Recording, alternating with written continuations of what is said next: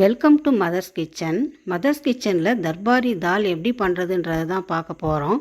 ரொம்ப டேஸ்டியான இந்த தால் சப்பாத்தி, பரோட்டா, தோசை, ஆப்பத்துக்கெல்லாம் மேட்சிங் ஆனது. செய்முறையை பார்க்கலாம்.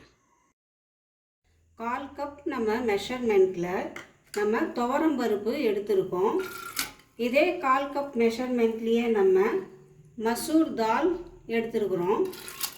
ரெண்டுமே நம்ம ஈக்குவலாக தான் எடுத்துருக்கோம். நம்ம இப்போ இதை ஒரு அரை மணி நேரம் தான் நம்ம ஊற வச்சுருக்கோம். அரை மணி நேரம் ஊறினாலுமே நமக்கு இது போதுமானது. இப்போ நம்ம இதுக்கு தேவையான அளவுக்கு முங்குற அளவுக்கு நம்ம தண்ணி வச்சுக்க போகிறோம்.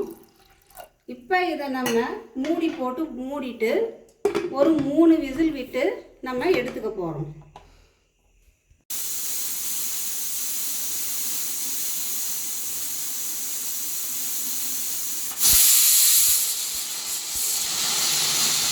இப்போ நம்ம திக்கான ஒரு கடாய் வச்சுருக்கோம். வெண்ணெய் ஒரு அரை டேபிள் ஸ்பூனும் சின்ன குழிக்கரண்டி அளவுக்கு எண்ணெயும் சேர்த்துருக்கோம். அரை டீஸ்பூன் அளவுக்கு சீரகம் சேர்த்துக்கலாம். இது கூடவே நம்ம நீல வாக்கில் வதந்து வச்ச பச்சை மிளகாய் சேர்த்துக்கிறோம். இது லேசாக வதக்கிக்கலாம். ஒரு பெரிய வெங்காயம் சின்ன சின்னதாக நம்ம பொடியாக கட் பண்ணி வச்சுருக்கோம். இதையும் இதில் சேர்த்துக்க போகிறோம். வெங்காயம் நமக்கு நல்லா பச்சை மிளகாயோடு சேர்ந்து நல்லா வதங்கி வரட்டும். இப்போ நமக்கு வெங்காயமும் பச்சை மிளகாயும் நல்லா இப்போ வதங்கி வந்துடுச்சு.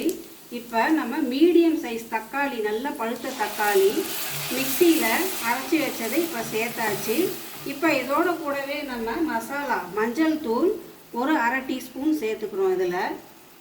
இதோட கூடவே தனி மிளகாய் தூள் ஒரு அரை டீஸ்பூன், கரம் மசாலா தூள் ஒரு அரை டீஸ்பூன் சேர்த்துக்கிறோம்.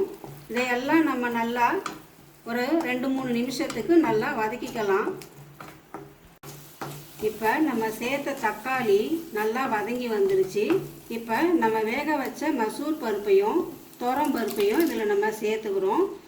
இப்போ நம்ம இந்த பருப்புக்கு தேவையான அளவுக்கு உப்பையும் நம்ம இப்போ சேர்த்தாச்சு. இதில் நம்ம கொஞ்சமாக கசூரி மேத்தி கையாலேயே நல்லா இந்த மாதிரி கசக்கிட்டு நம்ம சேர்த்துக்க போகிறோம். நல்லா இது ஒரு கொதி வந்த பிறகு நம்ம இதை ஆஃப் பண்ணிக்க போகிறோம். நம்ம சப்பாத்திக்காக இதை ரெடி பண்ணுறோன்னு கெட்டியாக தான் நம்ம தண்ணி ரொம்ப சேர்க்காமல் வச்சுருக்கோம். இப்போ நல்லா கொதிச்சு வருது. இப்போ நம்ம இதை ஆஃப் பண்ணிக்கலாம். டேஸ்டியான ஹெல்த்தியான தர்பாரி தால் இப்போ நமக்கு ரெடி ஆகிடுச்சு.